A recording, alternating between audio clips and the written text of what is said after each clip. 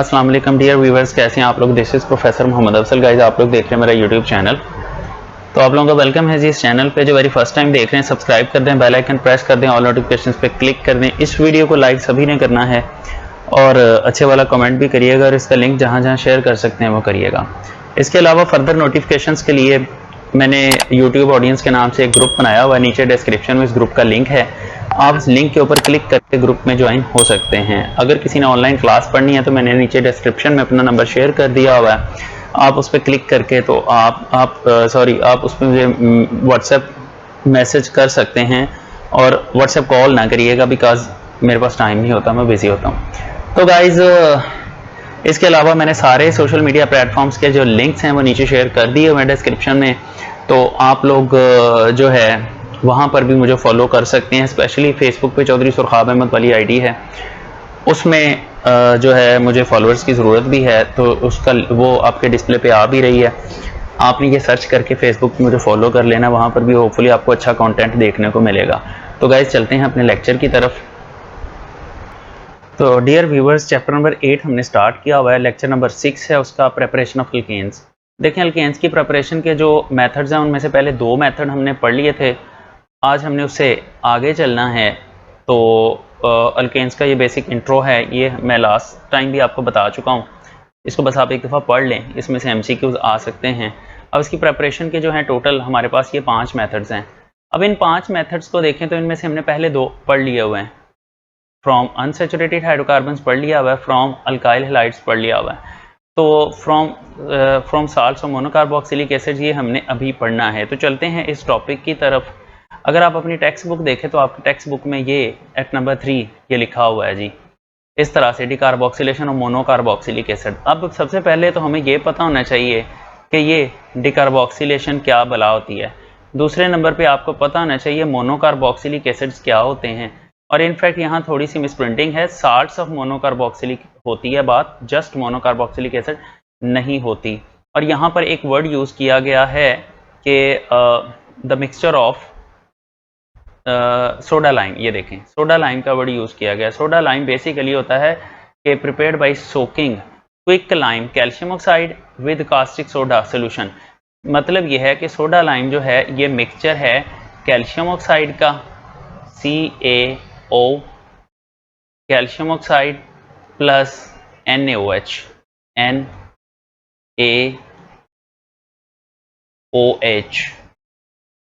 इन 2 चीज़ों का जो मिक्सचर है बेसिकली इनका जो सोल्यूशन बनता है उसको सोडा लाइम कहते हैं। और इसके अंदर soda lime as a reagent use किया जाता है। ये वाली बात एज अ मल्टीपल चॉइस पूछी जा सकती है। तो चलें जी, हम इसको थोड़ा सा आगे लेकर चलते हैं इस बात को। यहाँ पर देखें, ये रिएक्शन बेसिकली होता कैसे है कि इसके अंदर से इनफैक्ट किसी ऑर्गेनिक कंपाउंड में, भी स्लाइड पे वापस आता हूँ आपको थोड़ा सा आगे से बता के। देखें, हम पहले देख लें कार्बोक्सिलिक एसिड क्या होते हैं। ऐसे कंपाउंड्स होते हैं जिसके अंदर कार्बोक्सिलिक एसिड ग्रुप होता है, मीन्स टू से कार्बोक्सिलेट ग्रुप होता है, COOH ग्रुप। ये कार्बोक्सिलिक एसिड्स का फंक्शनल ग्रुप है। अगर इसका स्ट्रक्चर देखें तो एक कार्बन सेंटर में है, डबल बॉन्ड के साथ ऑक्सीजन, एक तरफ सिंगल बॉन्ड के साथ OH और एक तरफ अल्काइल ग्रुप होता है, दैट इज एसिटिक एसिड। ये इसकी एग्जांपल है, दैट इज एसिटिक एसिड। अब गाइस, कॉन्सेप्ट कुछ ऐसे होता है कि जितने भी कार्बोक्सिलिक एसिड्स होते हैं इनके अंदर एक रिप्लेसेबल हाइड्रोजन होती है, ये वाली जो ऑक्सीजन के साथ अटैच होती है। अब ये वाली हाइड्रोजन रिप्लेसेबल होती है। इस हाइड्रोजन को रिमूव करके इसकी जगह पे जब कोई मेटल लग जाती है, जैसे कि नीचे वाली एग्जांपल में सोडियम लगा हुआ है, तो that becomes salt of that carboxylic acid, that is sodium acetate बन जाएगा एसिटिक एसिड से, और ये है सॉल्ट ऑफ कार्बोक्सिलिक एसिड। जब भी किसी एसिड की आखिरी हाइड्रोजन रिमूव करके उसकी जगह पे कोई ना कोई मेटल लगा दी जाती है तो वो उसका सॉल्ट बन जाता है। जैसे एसिटिक एसिड है तो इसका सॉल्ट जो है वो सोडियम एसीटेट है। तो अब इसमें तो अब इसके अलावा एक और एग्जांपल देख लें। अब इसमें देखिए बेंजोइक एसिड है, ये बेंजीन की वजह से, ये नीचे बेंजीन रिंग लगी हुई है, ऊपर COOH ग्रुप है, that is called benzoic acid. तो ये लेफ्ट साइड पे इसका लिखा हुआ molecular formula here it is, और ये इसका है, सॉरी ये मोलेकुलर फार्मूला नहीं है, ये स्ट्रक्चरल फार्मूला है, और यहाँ पर ये मोलेकुलर फार्मूला है C6H5COOH। This is benzoic acid just because of benzene, इसको बेंजोइक एसिड कहते हैं। अगर इसकी आखिरी हाइड्रोजन ये वाली, या फिर अगर मोलेकुलर फार्मूला में देखें तो ये वाली आखिरी हाइड्रोजन को रिमूव करके इसके जगह पे कोई मेटल लगा दें, लाइक दिस वन सोडियम, तो दैट बिकम्स सोडियम बेंजोएट, और ये है इस बेंजोइक एसिड का सॉल्ट, ये इसका सॉल्ट बन जाएगा। तो इसी तरह से कोई भी एसिड उसकी आखिरी हाइड्रोजन रिमूव करके उसकी जगह पे हम जब कोई मेटल लगा देते हैं तो वो उसका सॉल्ट बन जाता है। देन बारी आती है डीकार्बोक्सिलेशन की, कि डीकार्बोक्सिलेशन क्या बला होती है। तो गाइस देखें, डीकार्बोक्सिलेशन का मतलब है removal of CO2, CO2 group का रिमूव हो जाना किसी ऑर्गेनिक कंपाउंड में से, इसको कहते हैं डीकार्बोक्सिलेशन। अब ये डीकार्बोक्सिलेशन क्या होती है, टर्म ये आपने याद रखनी है, ये आगे जाके कई दफ़ा आगे चल के रिपीट होनी है। तो इससे आगे चलते हैं जी। अब ये है कि इसको लेकर शॉर्ट क्वेश्चन बनता है, और कैसे बनता है। ऑर्गेनिक केमिस्ट्री, आप पहली बात आपको सॉल्व करने में मुश्किल लगेगी, याद करने में मुश्किल लगेगी। इसका तरीका ये होगा कि आपको हर रिएक्शन लिख लिख के देखना पड़ेगा, लेकिन अल्टीमेटली आप रोते पीटते इसको याद तो कर लेंगे गिरते पढ़ते, लेकिन फिर उसके बाद जब क्वेश्चन आता है तो क्वेश्चन ऐसे अंदाज से आता है कि समटाइम्स क्वेश्चन की समझ नहीं आती कि पूछा क्या गया। तो देखें, इसके ऊपर ये शॉर्ट क्वेश्चन तो आंसर तो एक ही होगा, लेकिन पूछे जाने के तरीके देखें कितने हैं, इससे भी ज्यादा हो सकते हैं, लेकिन मैंने मेन लिखे। सबसे पहला देखें, how alkanes are prepared from sodium salts of carboxylic acid. अब अल्केन की जगह पे कोई मिसाल भी दी जा सकती है, मतलब मीथेन, इथेन, प्रोपेन, ब्यूटेन, कुछ भी पूछा जा सकता है। वो तो आपने खुद सोचना है कि हमने कार्बन का नंबर कैसे काउंट करना है। अच्छा, उसके बाद सेकंड है, how sodium salts of benzoic acids are converted to alkanes. Sodium salts of benzoic acid किस तरह से अल्केन्स में कन्वर्ट होता है। ये बेंजोइक एसिड यहाँ में प्रिंटेड है, sodium salt of acetic acid यहाँ पर आएगा, क्योंकि बेंजोइक एसिड से फिर अल्केन्स नहीं बनेगा। हाँ, साइक्लो अल्केन्स बनाए जा सकते हैं, नहीं वो भी नहीं बनाए जा सकते इससे। तो ये क्वेश्चन में थोड़ी प्रॉब्लम है, यहाँ पर एसिटिक एसिड आना है, बेंजोइक एसिड नहीं आना। अच्छा जी, उसके बाद what is meant by decarboxylation. अब डीकार्बोक्सिलेशन क्या होता है, इसकी एक एग्जांपल दें तो ये भी इसके पूछे जाने का स्टाइल है। नेक्स्ट वन है, how alkanes are prepared from salts of fatty acid. तो साल्ट्स ऑफ कार्बोक्सिलिक एसिड्स को हम साल्ट्स ऑफ फैटी एसिड्स भी कहते हैं। तो कार्बोक्सिलिक एसिड्स में फैटी एसिड्स में फ़र्क क्या होता है, ये भी आगे चल के पता चल जाएगा चैप्टर 13 में। How ethane is prepared from sodium acetate. Sodium acetate से हम इथेन कैसे बनाते हैं, सोडियम एसीटेट से नहीं बनती, कन्वर्ट हो सकती है। यहाँ सोडियम प्रोपियोनेट आना था बेसिकली। यहाँ पर here we have two mistakes, मैं इनको करेक्ट कर दूं पहले, फिर हम आगे चलते हैं। Sodium salt of acetic acid आना है, एसिटिक एसिड, ओके। उसके बाद लास्ट वन में सोडियम एसीटेट से इथेन नहीं बनता, सोडियम एसीटेट से हमेशा मीथेन बनता है। यहाँ पर आएगा सोडियम प्रोपियोनेट। प्रोपियोनेट 3 कार्बन वाला होता है बेसिकली, प्रोपियोनेट, ओके। चलें जी, मैं इसको सेव कर दिया, अब हम इसे आगे चलते हैं। अच्छा, अब इससे अगली स्लाइड देखें, अब इसका आंसर है। अच्छा जी, the elimination of carbon dioxide molecule from an organic compound is called decarboxylation. ये मैंने आपको बता दिया है। For example, when sodium salts of fatty acids are heated with soda lime. Soda lime मैंने आपको बता दिया, mixture of sodium hydroxide and calcium oxide. अभी थोड़ी देर पहले मैंने आपको एनसर्कल करके बताया था, मैं फिर बता देता हूँ। ये जो मिक्सचर है कैल्शियम ऑक्साइड का एंड सोडियम हाइड्रोक्साइड का, this is called soda lime basically.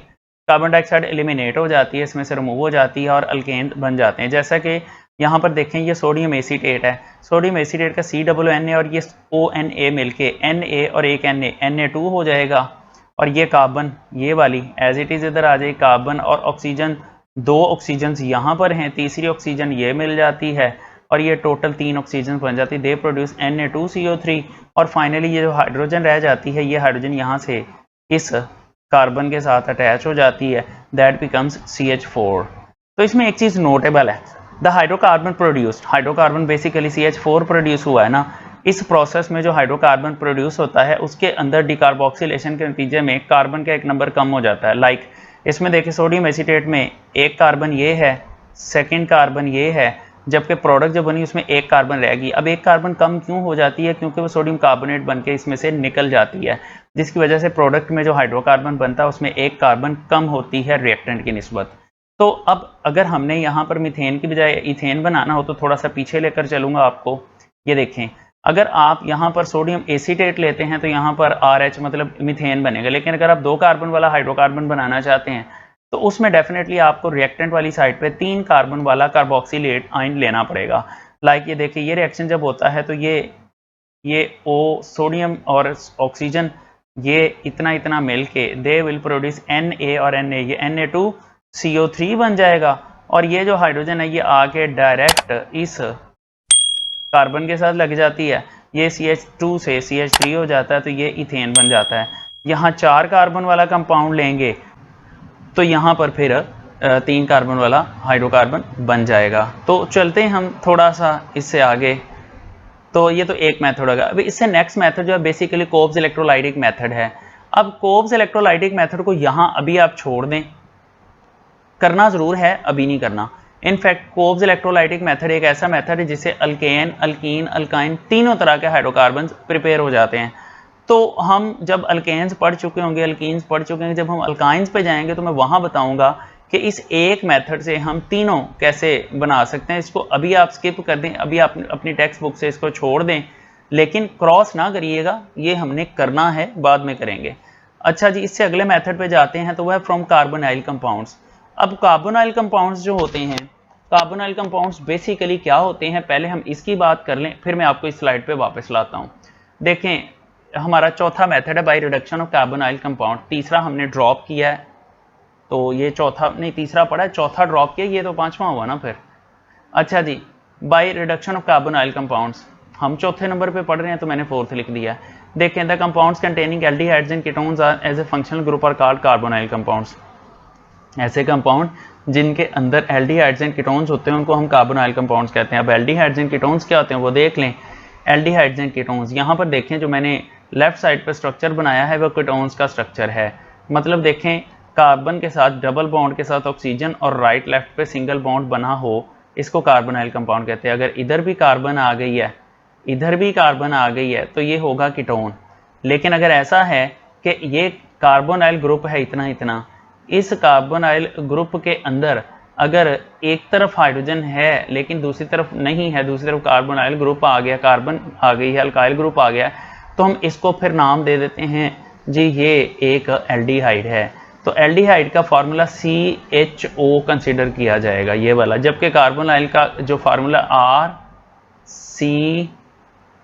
RCOR consider होगा। अब ये R का मतलब है ये मिथाइल ग्रुप, इस R का मतलब है ये मिथाइल ग्रुप, ये मिथाइल की बजाय इथाइल भी हो सकता है, और CO जो है बेसिकली ये वाला है, तो ये कीटोन होगा, ये एसीटोन है। लेकिन ये इसका नाम गलत लिखा हुआ है, this is not formaldehyde, this is acetaldehyde. ये एसीटल्डिहाइड है लेकिन बेसिक ग्रुप एल्डिहाइड है। तो जब ऐसे का ग्रुप हो कि CHO के साथ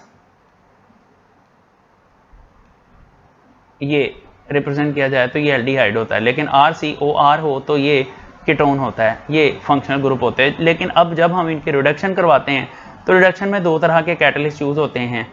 तो ये क्वेश्चन कैसे पूछा जाता है वो भी देख लें। क्वेश्चन पूछा जाता है हाउ अल्केन्स आर प्रिपेयर्ड। ये इस क्वेश्चन के भी पूछे जाने के कोई दो मेथड हैं, दो तीन ज़्यादा मेथड हैं, यहाँ दो लिखे हैं। How alkanes are prepared by Clemmensen's reduction and Wolff-Kishner's reduction. Reduction के दो तरीके हैं, एक क्लेमेंसन्स रिडक्शन है और एक जो है वुल्फ-किशनर रिडक्शन है। ये बेसिकली दो साइंटिस्ट का नेम है, दोनों ने डिफरेंट कैटलिस्ट डिवाइस किए थे इस प्रोसेस के लिए, और इनके कैटलिस्ट जो हैं उनकी बेस पे इनको नाम दे दिया जाता है। लेकिन क्लेमेंसन्स रिडक्शन से आप एल्डिहाइड कीटोन दोनों की रिडक्शन कर सकते हैं, जबकि वुल्फ-किशनर रिडक्शन से भी आप एल्डिहाइड कीटोन दोनों की रिडक्शन कर सकते हैं। इसका दूसरा पूछा जाने का स्टाइल है how alkanes are prepared from carbonyl compounds aldehydes and ketones.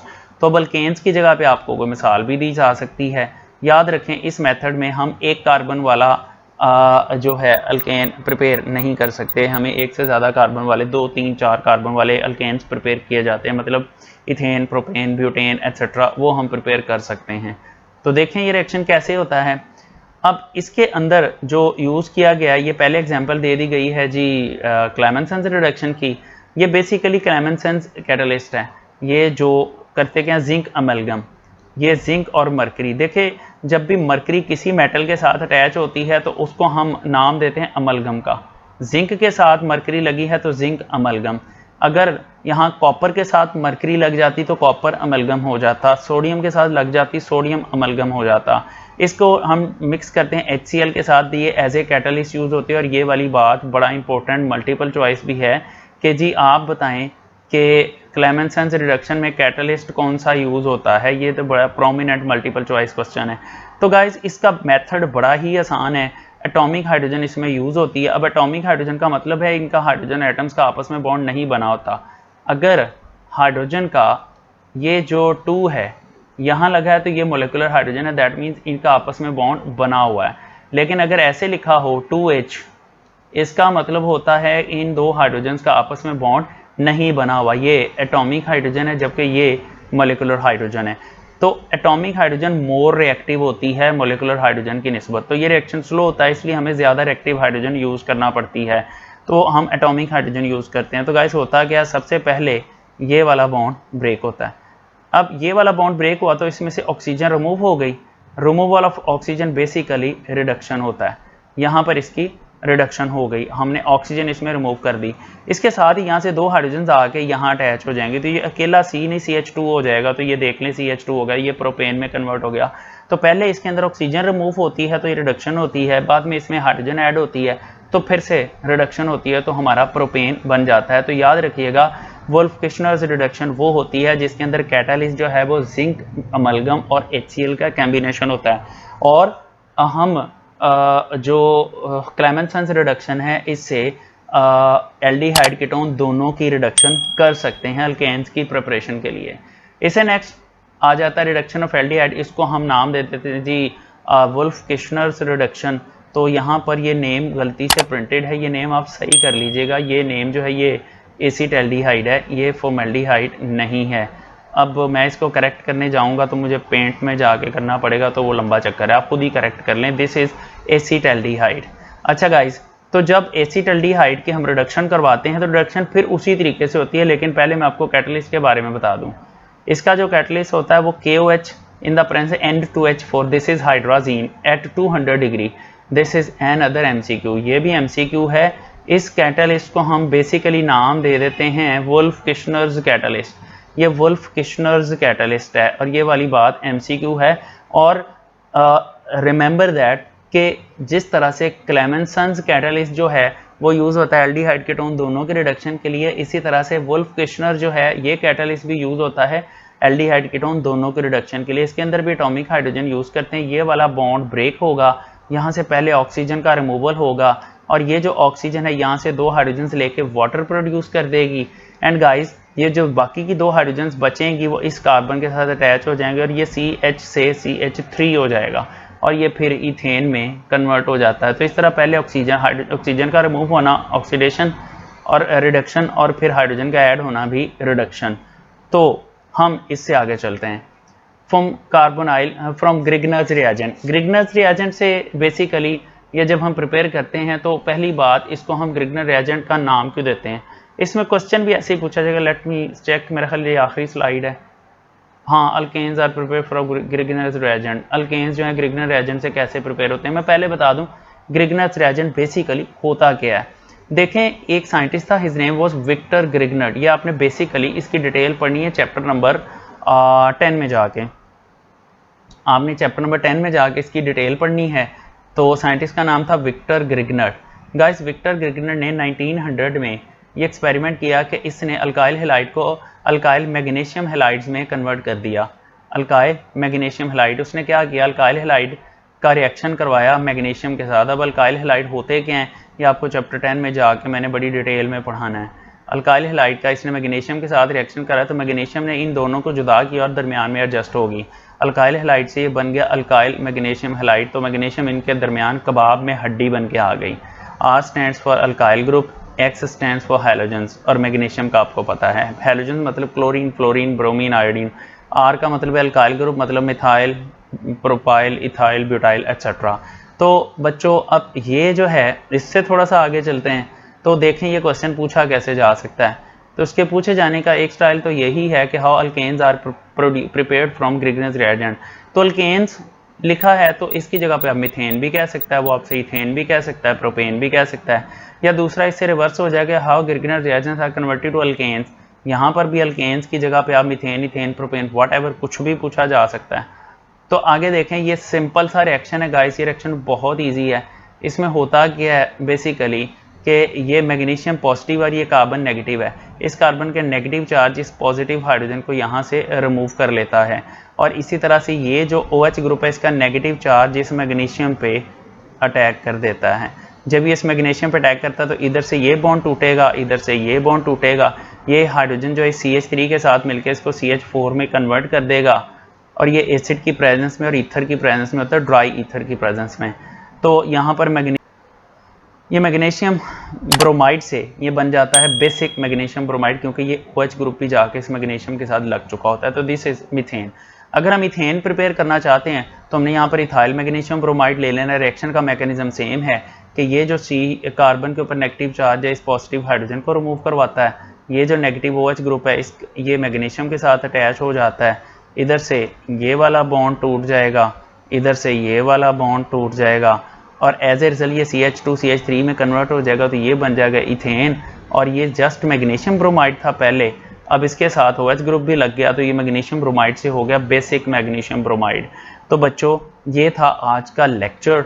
अब इसमें से हमने जो छोड़ा है सिर्फ कोब्स मेथड छोड़ा है, वो इस चैप्टर के एंड पे जाके पढ़ेंगे, हमने इससे पहले नहीं पढ़ना। अब इससे आगे इसकी फिजिकल प्रॉपर्टीज़ और रिएक्टिविटीज़ हम मंडे वाले दिन स्टार्ट करेंगे, कल क्लास नहीं होगी।